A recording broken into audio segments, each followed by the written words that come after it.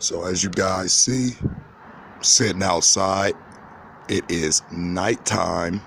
Still, it is night because there's darkness still up there if we follow our Bibles and understand what God said the darkness is. Now, I have sitting before me my Holy Bible, if you guys can see that. And I have here this flat earth, sun, moon clock, okay? People say you can't predict things on a flat earth because it's so stupid, but no one looked into it. They just deemed it stupid, not having any knowledge.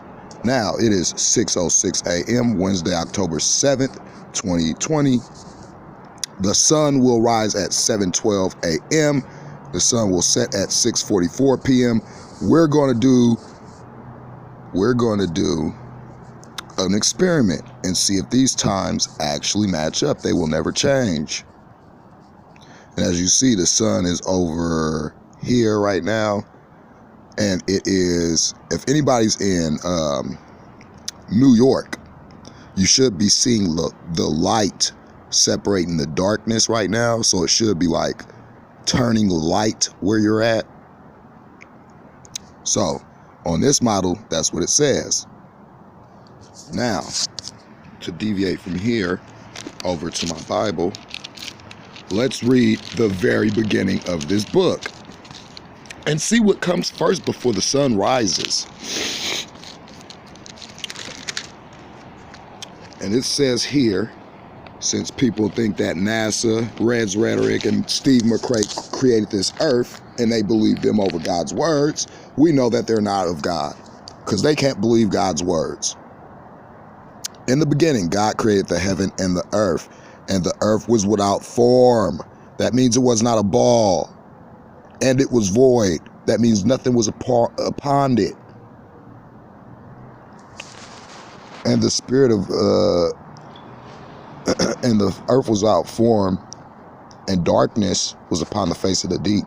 And the Spirit of God moved upon the face of the waters, like it says in the scriptures. And God said, "Let there be light," and there was light. And it was, and God saw light that it was good. And God divided the light from the darkness. And God called the light day, and the darkness He called night. And the evening and the morning were the first day. Okay, we're gonna stop there. So, nowhere did it mention the sun comes before the light. Okay, the sun came on the fourth day.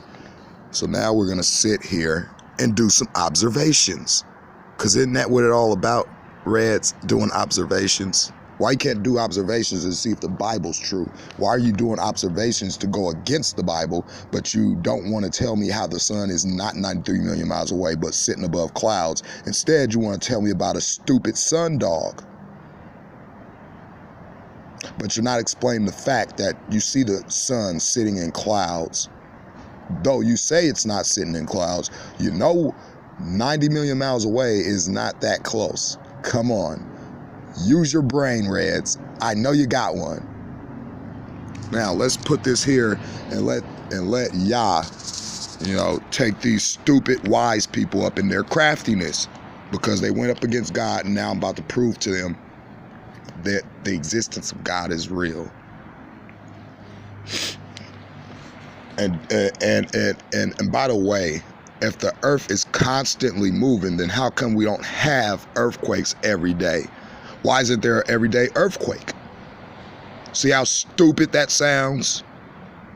But people want to use things to justify, to say they're right, to prove God wrong. And that's what happened. And we're going to prove somebody wrong today about what they're putting in their mouth. And if they listen, well, peace and blessings to the brother. But if he doesn't, I'm not going to lie to you. You're going to hell. And I'm going to read it today for everyone to hear. Now, we're going to come back at approximately in 20 minutes And we're going to sit out here from 6:30 all the way till 7:12 until that sunrise beyond up the horizon. Notice that this model here is showing you the horizon line. You can see the curvature of the sun, but you just can't see the curve of the horizon of the earth. Ain't that something? Well, I'll be back. We'll do more observations. We'll come back out here at 6:30, 6:35, and we'll sit it all the way out, recording the whole thing. Shalom to my fellow true Bible believers that believe every word of God stands.